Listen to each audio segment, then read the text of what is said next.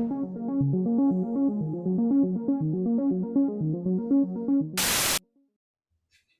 hello, everybody. Welcome to another episode of NerdyOver30, the podcast where we talk about movies, games, and everything pop culture. As always, I'm your host, Jonathan. Here with me are my co-hosts, David and T-Bone. How's it going, guys? What's going on? What's up, everybody? And today we have another really special guest. He is the former head of fan relations at Lucasfilm, and he is the chairman and president of Rancho Obi-Wan, the largest Star Wars collection in the world, Steve Sansweet. How's it going, Steve? Hey, guys. Good to see y'all. Well, Steve, thank you very much for doing this. Also, by the way, is this an ageist podcast? I guess kind of. We did have one guest that was he was under not 30. Yeah, he was under 30. But I think he was more accomplished than more people over their 30s. So we promote every year bracket. Yeah. But Steve, thank you for doing this, and also thank you for doing this. We're filming on Father's Day, so happy Father's Day to you. So start off by telling us the start of your career with Lucasfilm. How'd that all start? Well, it was a long trip. I was a financial journalist for many years at the Wall Street Journal. I was a reporter, then a deputy bureau chief, then a bureau chief, but that got me into seeing Star Wars about 2 weeks before it opened at the back lot of 20th Century Fox. And growing up loving science fiction, that was a killer for me. I loved the movie from the very first that I saw it, and it reawakened some love that I've long had for science fiction and fantasy. And I had started collecting Japanese rockets and robots not that long before Star Wars came out. So I started collecting Star Wars stuff as part of that. So my love and my nerdiness for collecting sort of came together in one big explosion. And my life has never been the same. I started with Lucasfilm actually by cold calling and Wall Street Journal asking to do an interview with George Lucas in 1987 for the 10th anniversary of Star Wars. And I talked to him, I interviewed him, and we did a column for the op-edit page about 10 years of Star Wars and what it meant. And then in 1990, I heard that they had relaunched the publishing division and were thinking about doing a price guide. And I cold called the head of publishing and said, if anybody does a Star Wars price guide, it should be me. And the reaction was, and you are who? And that knocked me down a peg. But as a result of that, I got to know people at Lucasfilm and got to do my first book, which was Star Wars from Concept to Screen to Collectible, which was really, except for a couple of unauthorized price guides, the first book that really went into how Star Wars became the mess that it remains today, more than 40 years after the first movie, and went from an idea in George's head to how it was translated to the screen and to merchandise was made. A lot of collectors either thank me or blame me for that book. I get a lot of shaming, for that book. And life went on. I was enjoying my career at the Journal, but I had been bureau chief in Los Angeles at that point in 1995 or 1996. I got a call in 1995 from the head of publicity at Lucasfilm, asking me if I knew of anybody who might be interested in a 1 year only job to go around the country and talk about the special editions that were coming up in 1997. And I said, well, let's talk. And I took a guaranteed 1 year only job at Lucasfilm as sort of their Star Wars ambassador, going around the country and talking and showing clips about the special edition and how things had changed and what wasn't changing, and talked about Shadows of the Empire, that multimedia project that Lucasfilm did that was just about everything except a movie. And they forgot to fire me for 15 years. So I just stayed on and then became director of specialty marketing, which then became director of and head of fan relations. Wow, so that's great. Well, just the fact that you're saying that you cold called to get an interview with George Lucas, people would think that is the most craziest thing ever now to try and cold call to get George Lucas on the phone. Well, which just shows you have to, as Joseph Campbell said, you have to follow your bliss, and that's something that I've never taken for granted, but have always done. No, yeah, I'm definitely learning that too, doing the podcast and just asking all these people that hey, they might not get back to me, but you never know. Just keep asking them, and hopefully they get back to you to be on the show. So how long cold calling did it take you to get a response? Like, how many attempts? I think I got through on the first attempt because it was so new. Damn. And I introduced myself as someone who I first called Lynn Hale, who I knew through the newspaper, and I asked her who the head of publishing was and whether I could give her a call. I don't think she was that busy right then. So I lucked out, and then became a lifelong friend with Lucy Wilson, the head of publishing. And we got into this intense conversation after the "and you are who" business. And she told me that she was interested in a price guide, but a slightly different kind of price guide, one that would have anecdotes in it. Oh, wow. And I said, I don't think that's going to work. And we talked about that for a little while. And that led to the first book with the gold and black Darth Vader case on the cover, split in quarters. And then I did 2 versions of the Tomart Price Guide with Tom Tumbush, and it was off to the races. Wow, that's insane. That's crazy. So that I didn't know. I didn't know that you were collecting before you were working with Lucasfilm. I was collecting all kinds of stuff. As a kid, I collected baseball cards and matchbook covers. When I was even younger, my dad was a liquor salesman, and we'd go into all these bars all over southeastern Pennsylvania. We were living in Philadelphia, and so I collected matchbook covers. I collected expanded in those penny machines. I was just a collector. I had a I think so. Yep, you just had the collector's bug like we all do. Yep, absolutely. Yeah, it's a terrible habit. It's a very expensive habit. I'm a collector myself, and it sucks. It's good and bad. It's nice to look. No. It's all fun. It's all fun because you're only spending money that you can afford to spend, right? Maybe. Let's say yes. Let's say yes, especially if somebody is listening in. Yes, especially if someone is listening. Yes, in this case, someone is listening in. So what was like your first prized possession where you were like, I need to get more? What was the first collectible that really got you hooked? Well, I was hooked from the beginning because as I said, I had been collecting the space toys. So I was looking for Star Wars. Who was in the stores buying Star Wars stuff brand new. So all my vintage collection was me buying them at Toys R Us and Kitty City and just toy stores. There was a wonderful toy store. There used to be a lot of private toy stores, Leon toy stores, a lot more than there are now. And there was one in East Los Angeles or near East Los Angeles called Mena Toys. And I found a lot of stuff that I couldn't find in the big toy stores. And they ordered Star Wars deep. They would get all of the stuff in the line. And so I would go in there like once a week or once every other week and look for stuff. And they would be, on the lookout for things for me. And in fact, I found some upstairs warehouse room of space toys. I found some original Star Trek Mego figures that hadn't been, sold at the time that they were available. So I was collecting everything back then.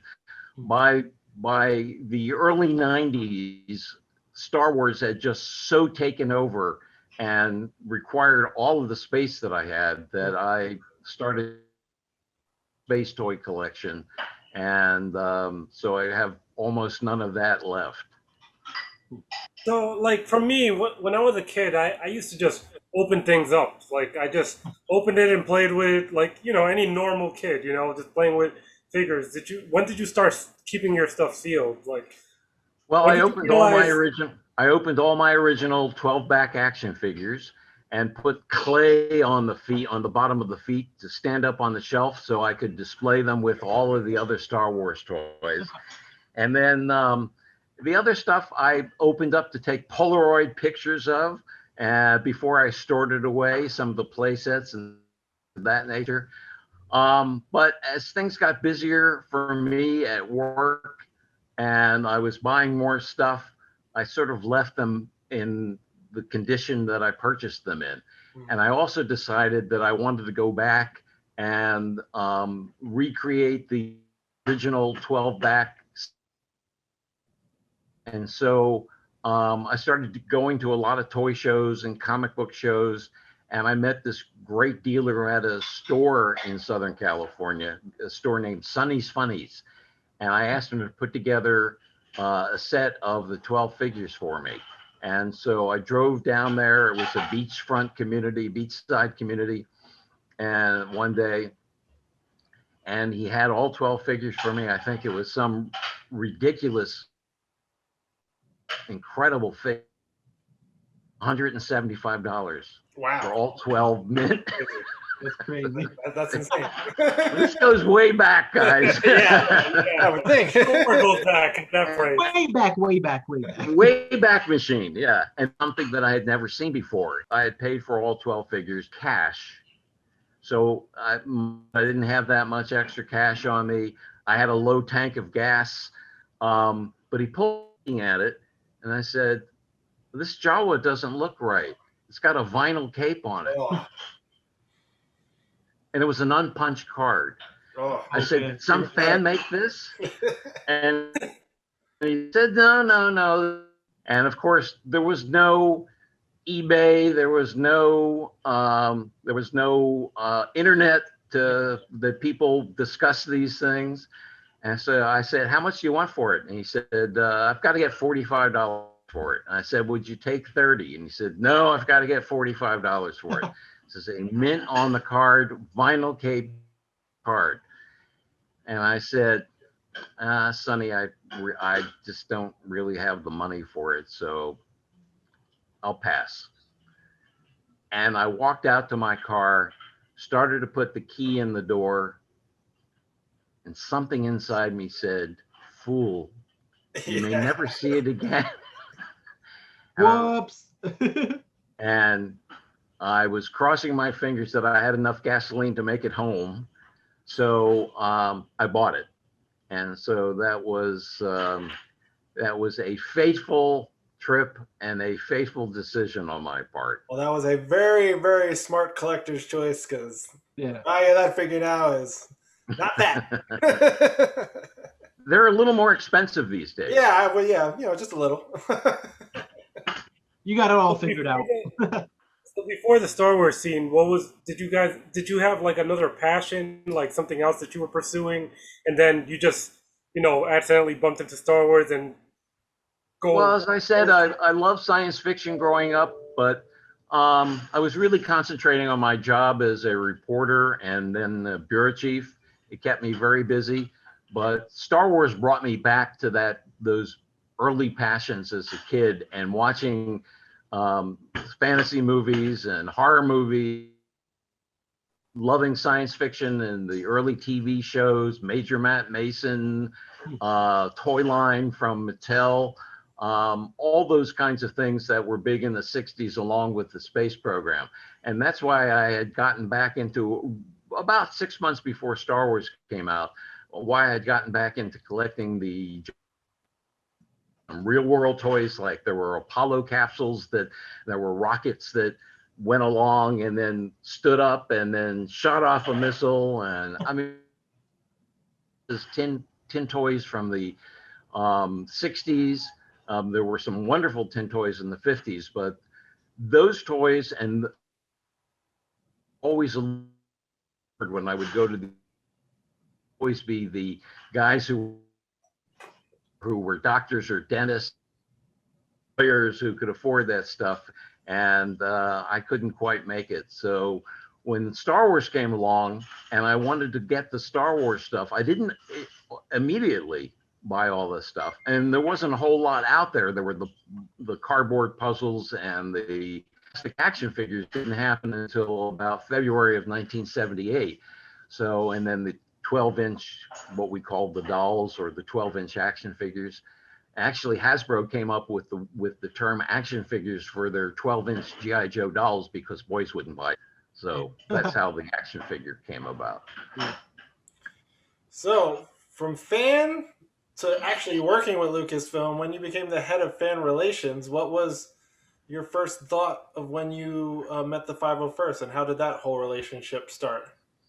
Well, the 501st was founded in early '97 with really the Albin Johnson and a friend of his decided to go to the lobby of a South Carolina theater dressed as stormtroopers. And Albin had had a serious auto accident the year before and was in the hospital for many months, had lost a leg, and was looking for something cool to do. And he and his friend both made stormtrooper costumes, and showed up and didn't know if they would be thrown out or whether anybody would look at them like they were fools. And they got this tremendous reception, and it started building. And that was when the internet was new, and so you could see online and through message boards. And I first encountered the 501st probably in the year after that at Dragon Con in Atlanta. And there was a problem. There was a member of the 501st who was selling merchandise that Lucasfilm allowed the 501st to make, but selling it to the public. And we had to crack on that for Lucasfilm. Even though my job was in marketing, they would occasionally invite me to look at new products or to be in meetings with licensees or to come to brainstorming sessions. And one of the people in licensing raised the question about, well, you know, there are people out there that are making these costumes. What about if somebody wears a Darth Vader helmet and goes in and robs a bank, which of course has happened. Wait, that's happened? Yes, that has happened several times in the last couple of decades. We can't just mention that and not talk about it. Actually, I need to know how this happened. Actually, I have one of the newspaper clippings from one of those, David. Oh, jeez. Show you one of those. Yeah. So it wasn't the stormtroopers that robbed the bank or the gas station. It was Darth Vader. Darth Vader himself. Darth Vader himself. Yeah, well, I guess he was like, I can't trust. Wait. Did he do like the heavy breathing and all, or was this just like a out of character? Give me your money. Damn, it would have been great if he was in character. That would have been freaking gold. Yeah, I don't think so. But they were worried that people would do that, or people were making stormtrooper costumes. And I pointed out the fact that at that point, Lucasfilm, and for many, many decades, are going to become great brand ambassadors. They're going to be out there. And as it turns out, of course, the 501st, the Rebel Legion, the Mandalorian Mercs do so much fundraising for charities. They visit hospital wards. They do so much good. They've attended so many events. They show up where George Lucas showed up. From racetracks in Monaco to Cannes to the film festivals, premieres all over the world.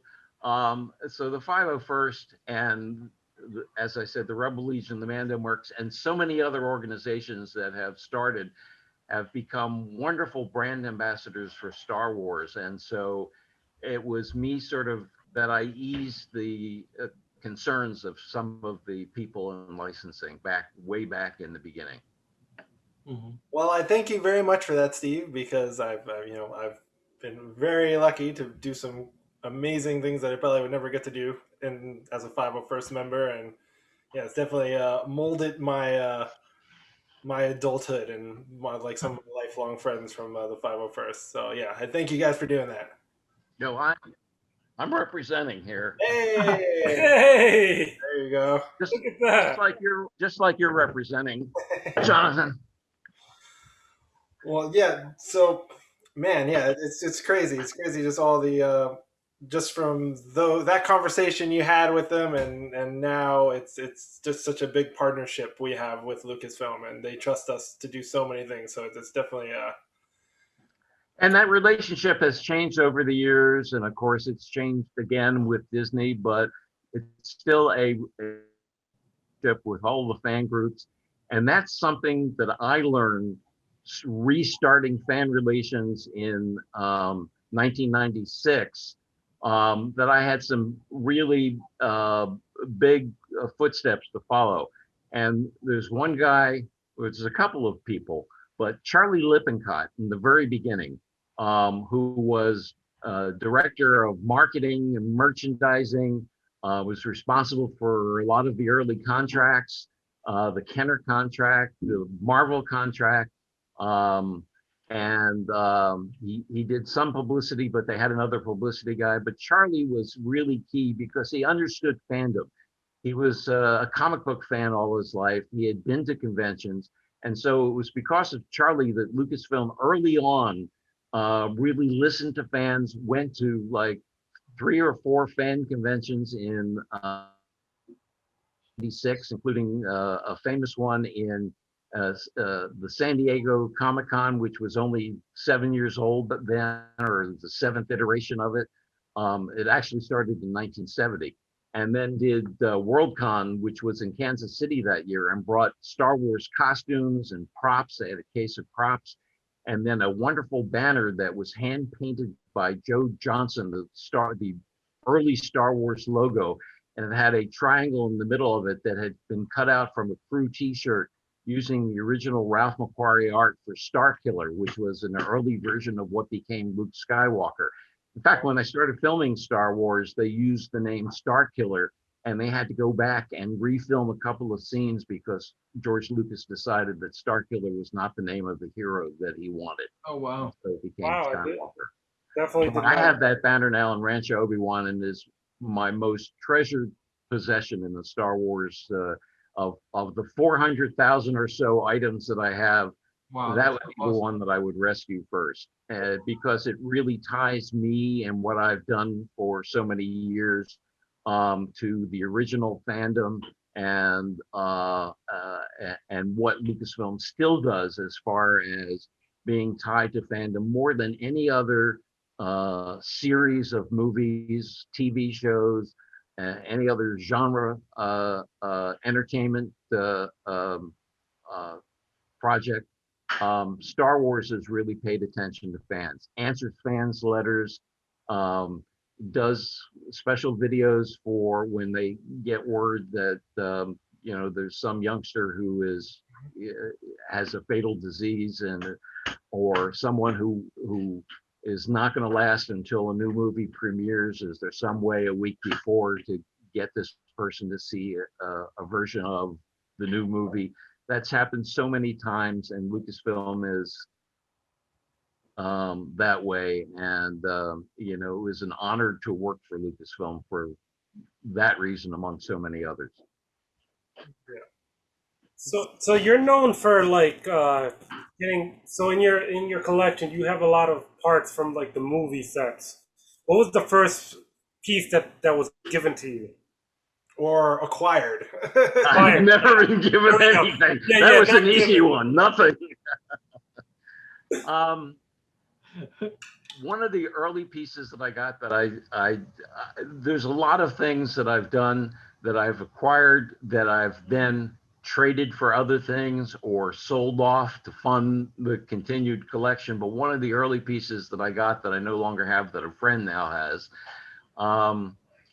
was I walked into a show that friends of mine, dealer friends of mine, told me about. It was in San Jose, California, I think, or somewhere that I had to travel quite a while for. And it was before I was up in Northern California, so I think I flew up to the show. And I got into the auditorium about an hour early because my friends were dealers there. And I'm spotting this thing from a distance on a chair. And I walk over to it, and it looks like a Boba Fett backpack.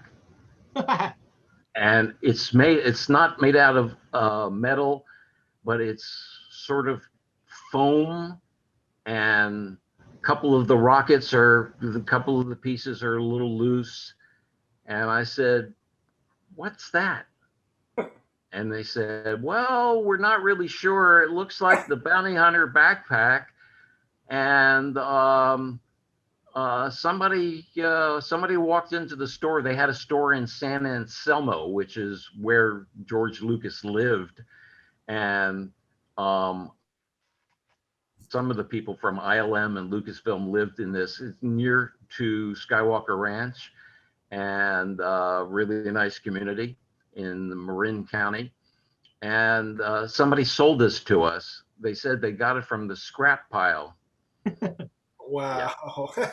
And I thought, well, foam, but it seems to me like maybe I'm saying to myself, of course, that maybe this is a stunt backpack, which is what it turned out to be.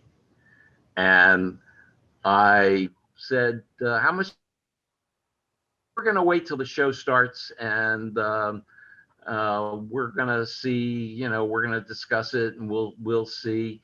And I walked over to my friends, the dealers, because I had flown up, and so I had no car to be able to. This was a full size stunt backpack, and I said, if I buy something that I see that I think is pretty spectacular, is there some way I could get you to take it back to, and then I'll come out and pick it up from you? And they said yes. So I went back, and I spent 45 minutes talking to these guys, this man and wife who owned this store in San Anselmo, and which they said George Lucas had come in a couple of times and had bought some things for his young son, Jet. And they just didn't want to part with it, but I was so annoying to them. There's a fine line there. You don't want to be so annoying that they throw you out, but I was persistent, let's say, or annoying, whichever you prefer. And I'm looking at my watch, and it's like 5 minutes before the doors are about to open, and I thought it's now or never. So I offered them a price, which I'm not going to discuss. That's fine. It was not. I mean, in retrospect and knowing what it was an infinitesimal amount of money compared to what it was worth or what it would sell for at an auction today. But there's lots of things that I've let go over the years that today would go. That's just sort of the normal course of collecting. Some things go up, some things go down, some things never change. Your Jar Jar Binks action figure is not going to get you $1,000 mint on the card. But they sold it to me just before the door opened. Wow. And to this day, when I see the guy, the couple separated, and but I've seen the guy from time to time, and he says, "I still can't believe we let you get that backpack." Yeah. Now that's an awesome story. Yeah, for sure. So when did you decide, I'm going to open up Rancho Obi-Wan? I'm going to make it a place where people can come see all these amazing things and run it almost like a museum? Well, when I moved up to Northern California in 1998, that was 2 years after I started working for Lucasfilm. The first year I worked out of my house. The second year I commuted. I would come up here during the week and return home on the weekends to Southern California. That got very tiring on my bum, and tiring in general. So finally, I moved up here in June of 1998, and I was looking for a place. It was really hard to find a place that would house the collection. I needed something, and I looked at dozens of properties, and nothing was quite right. And I thought about building something, but that was a little over budget. And I kept passing this place with a bunch of what had been chicken barns, and later found out that up to 20,000 hens had been raised. This was a big egg producing area and a hen producing area for chicken meat. And my I said something to my real estate agent. I'm looking for a place that has something like this. And he did some research, and he found out that this property had been on the market 6 months before and had been taken off after 3 weeks because there were so many problems with it that they didn't think they could sell it, but that it was going to go into a foreclosure sale.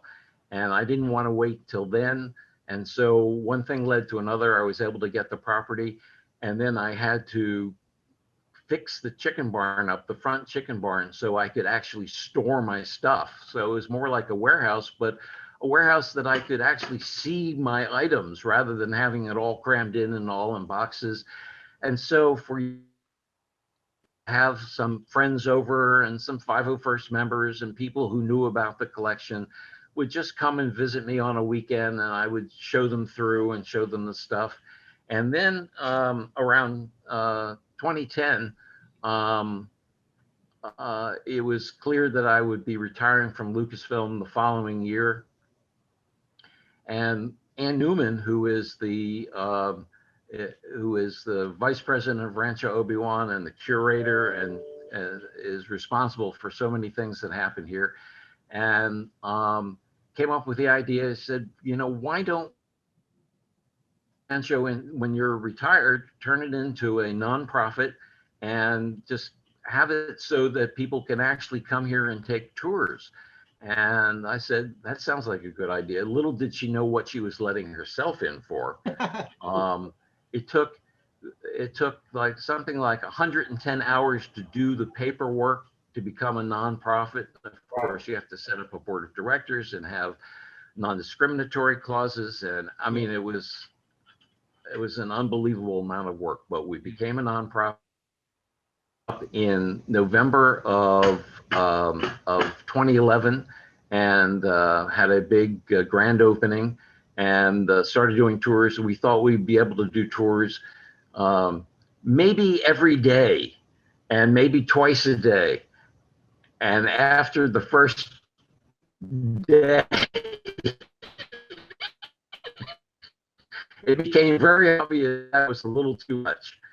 And we're now, of course, we've been closed because of COVID. We're toward reopening to in-person tours, hopefully sometime later this year. And we do tours on Saturday mornings now. We have up to 12 people on the tour. Because of the pandemic, we have gone online, and we have a virtual museum. And it was a little confusing at first. We had various levels, and you get various levels of content. But now for our 10th anniversary, which this year is, it's $10 a month to see all of the video, all the new postings, all of the photos. And we're constantly refreshing the virtual museum. You can go to ranchoobiwan.org. We're going to have a virtual gala. Last year we had one. We're going to have another one this year. And then we're planning our first in-person gala again in 2022. Wow.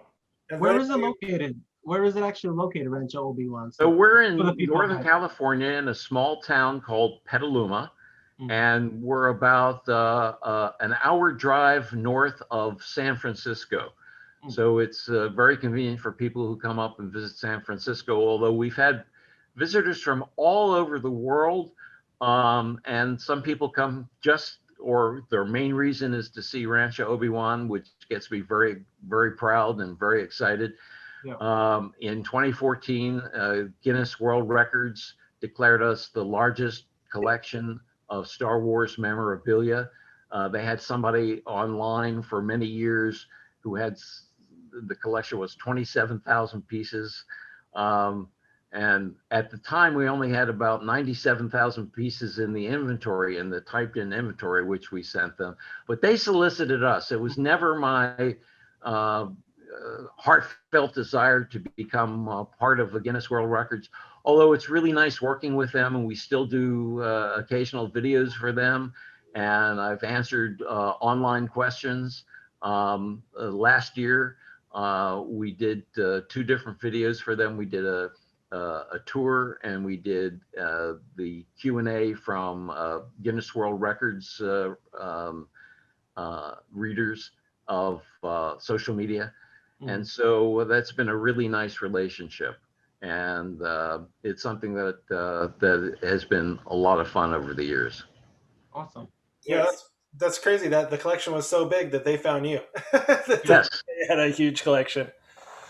So how was I know this is a loaded question, but how was the organization process when you first started organizing everything? I know that had to be difficult. Yeah. Well, there's various ways to organize a Star Wars collection. You can do it by date. You can do it by movie. I did it by story, because everything that I have that I remember has a story behind it, how it was acquired, how it fits into the Star Wars universe, how it relates to a specific movie. And so I went from serious stuff to then some funny stuff, and then some products that would interest young ladies to were more themed to the TV stuff. So all kind, items that showed how things were merchandised, and things have changed over the years, but it's still in this very eclectic, story-oriented style of doing things. And now we have a lot of docents who do tours.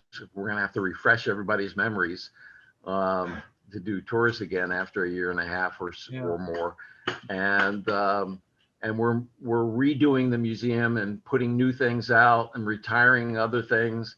And we now have a BB-8 display. We've put together a display of a mythical kid in 1983, 84, and what his or her bedroom would be like if he or she was a huge Star Wars fan. Oh, that's awesome. So we have a lot of fun things. How do you feel about how Star Wars has evolved today? Well, what I love about Star Wars is that there are so many different points of entry. The original trilogy, the prequel trilogy, the sequel trilogy. There are people who love all. There are people who don't like a bunch. TV has become such an important part of the overall Star Wars universe. The Mandalorian has so many people excited. We're all looking forward to the Book of Boba Fett and some of the other shows that they promised us. I'm, of course, looking forward to the Obi-Wan show, since this is Rancho Obi-Wan. And it makes sense. It makes sense, yes. And so there's so much to choose from. There's people who love collecting. There's people who love the new stuff. There's people who love the books and the comics. The people who like who just got into it because of the Mandalorian. But as I said, there's so many people who have different points of entry. When I was on the road in the beginning for Lucasfilm, and I would ask people what their favorite movie was, I would think that most people would answer either Star Wars or The Empire Strikes Back. But I got a surprising number of hands for Return of the Jedi. Not that that is a much lesser movie, but because so many of the original trilogy fans love the first two more than they love Return of the Jedi. But it was people whose first movie, any movie in the theater, was Return of the Jedi. That was their movie. The same thing has happened for the prequels and the sequels. People tend to adopt and adapt to the thing that they are most tied to emotionally. And going to the theater with your parents or your best friend and seeing one of these movies exacts a certain kind of pull. Yeah, I remember us going to see Revenge of the Sith, and that one always stuck with me a lot because that was a great movie. Theater. We saw it in the theater. I saw it with my friends. I saw it multiple times, so that always stuck with me. David is crying. David is crying. No, I had something in my eye. I really did. So there's one piece in your collection, since you've had some pretty crazy stories of some of the stuff that you've gotten, that I would love to know how you acquired, is your it's the Boba Fett that has the firing jetpack. So which one? both of them. I want to know. Yeah, I was gonna say he has two. The unpainted version and the painted version. I've got the unpainted version and the painted version. I actually got the painted version first, and I had gotten a call from Tom Tumbush. As I said, there was the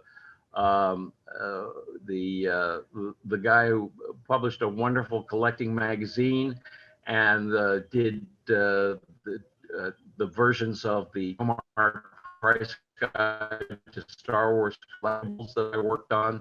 And Tom said, I've picked up an extra rocket firing Boba Fett. It's fully painted. It's the second version, because I didn't know much about this. This goes way back to the early mid 90s. And he said, are you interested? And he told me what it would cost. And I said, well, yes. And of course, today's prices make my gulp a little ridiculous. And then but I never had the unpainted one. And then a toy dealing friend of mine put one on eBay many years ago. And I contacted him and said, that's a little rich for me. Is there any way he could come down? And he shaved a bit of it off. He took like 10% off. And I made the decision to buy that. And so I have both the J slot and the L slot. And it's really nice to have both of them in the collection and have people able to take a look at them. So they were purchased at different points in my collecting. Yeah, I believe what is the painted one. There's only about 15 of them, I think. I mean, there are very few. Some of the same ones keep coming up at auction, I think. So, did you think Boba Fett was going to be as popular as he is today? Like, I mean, from the first encounter, from the first time we met Boba Fett, did you think he was going to be such a mainstream character as he is now? Well, it's really something that the fans have made popular. It's because of the costume. It's because of the look. I mean, Jeremy Bulloch, the late great Jeremy Bulloch, who was a good friend, always told the story. He got a call from his brother-in-law, Robert Watts, and Robert said, we've got a part for you if you can fit the costume. So the costume had already been made, and Jeremy went over and he fit in the costume and he became Boba Fett. And costume, and because of all the mystery behind the character, and more of which we saw with Jango Fett, with the rocket firing back in episode 2, I think that made him a fan favorite. And you tie that to rocket firing toy that Kenner was supposed to make, but then had to back out of because of product safety reasons.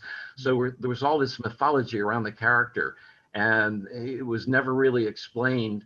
And there were all these stories in the fiction in the expanded universe about how Boba Fett came about, all of which is, of course, now mythology in Star Wars. But it's really amazing how popular the character has become, and thus the book of Boba Fett. Yeah. Which will be amazing to we'll finally get some backstory that we've never gotten. Yeah, the mystery. The mystery is really what grabbed me with Boba Fett. Like where'd he come from? The whole lure with him. I find it really interesting. So the aura of Boba Fett. So back to you working for Lucasfilm. Another story I would love to know is how was it going through all those videos for the Rose Bowl? Well, that was my task, was to, my boss at the time, a guy named Tom Warner, who was running marketing, came into my office. He had just met with, he told me he had just met with George, and George wanted to do the Rose Parade. And I said, that's fantastic. You know how our fans have been asking for so many years to do the Rose Parade. It was the 30th anniversary of Star Wars. And he said, and he wants 200 stormtroopers marching down Colorado Boulevard. And I said, well, we've got a pretty big garrison in Southern California. And then we go to Central and Northern, and then we could pull from other states. He said, no. George not only wants stormtroopers from every state that they are in the US, but from all the countries all over the world. Wow. And I said, okay, that's interesting. How are we going to do that? And he said, you'll figure it out. And we wanted to save the reveal of Star Wars being in the Rose Parade until San Diego Comic-Con. And yet I needed to start soliciting people to march on video. And so I said, I can't tell you guys why, but I need videos of garrison members marching. And I started getting dozens of videos on disc and files, and just, I mean, it was amazing. And watched all of those videos, called in some office support for help. And some of the garrisons were perfect. I could have brought everybody from a certain garrison in a European country. And then there was one garrison that looks like they were marching at a funeral. Wow. But we still brought some of them in, and we had 3 going through the videos and then calling people and letting them know, which is part of the documentary that's on one of the DVD releases, the Blu-ray DVD release. It was a great thrill. And the 501st, I had a feeling the 501st would go from one level to absolutely shoot up the next after people saw them on television all over the world. And sure enough, that happened. Yep. And there's still 501st members who were there, who say that was the best experience they have ever had. Yeah, that documentary on the Blu-ray, I watched it every day. And that's what finally, I sold a piece of my toy collection to buy armor to join the 501st. So I would watch that documentary every day, and I was like, I gotta join the 501st. I gotta join the 501st. So yeah, it definitely did help. Yeah, I remember when Worm when he joined the 501st, I was just like, what the hell is that? And he would tell me he would have to buy. He bought his outfit and everything. He went for training. I'm like, what? Training for? Oh no! Well, because I had my GML helped me to build the costume and all that stuff. Yeah. But this guy used to be like, I gotta hide it from my girlfriend a little bit. Like, she's gonna think I'm a loser for this. Well, back in the day, I still remember one of the TV announcers. We could hear him on the loudspeaker system as we marched past. Made some comment about people in their mother's basements, and we're all just sort of grasping our fists in frustration. I think that has, when people see the prices of some of these collectibles and then see what the 501st has done for fellow fans, for kids, and geek culture has become such a big thing in Hollywood. I think those nasty comments are a thing of the past. No, yeah, for sure. Yeah, my fiance, once she started to see all the charity aspects and all the opportunities I have been so lucky to get, she's been like, oh, okay, this is pretty cool stuff. This is pretty cool stuff. It's great fun. That's the thing I loved about fan relations the most of all, is just meeting. And what I love about it too is just meeting fellow fans from all over, having conversations with them. And it's not about the stuff. It really isn't. I've got all this stuff, and it sometimes seems like a burden. Don't worry, I'm not giving it away. But but it's just that's why I'm looking forward to when we can reopen and just meeting people again, and sharing their stories and my story about Star Wars. Oh yeah, I've been lucky enough to see the Rancho Obi-Wan booth at Celebration, but yeah, I can't wait to actually get out to Rancho Obi-Wan and see the collection. And Y'all come. Yes, NerdyOver30 of Rancho Obi-Wan. for sure. So, David, you know what time it is? Your signature question. Uh-oh. So my signature question. Well, I usually ask, what message would you have for our listeners getting into Star Wars, trying to get into collecting, Or or just anything in life in general? Well, my suggestion to everybody is do what you love. If you're a collector, buy what you love. It's not the cost of these things. It's not what it's what they represent, is bringing home a piece of the saga and the excitement, and sharing that with friends and family. But do it out of love, not out of because you think that this is a good investment, or because you think you're going to become ultra popular on TikTok or whatever. And that's why I and do it today, and it keeps me young. And I am nerdy, very over 30. Nerdy over whatever. Thank you. I will have all the links if anybody's interested in Rancho Obi-Wan and wants to check out more about it. I'll have all the links to Rancho Obi-Wan in the bottom.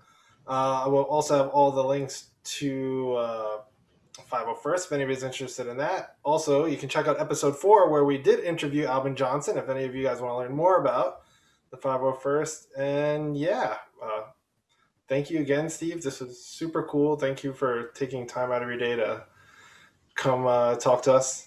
My pleasure. A lot of fun. Oh, thank you so much, Steve. All right, guys. Thanks so much for the story, Steve. Again, as always, thank you everybody for watching, and may the force be with you. Bye, everybody. Take care, everybody. Take care.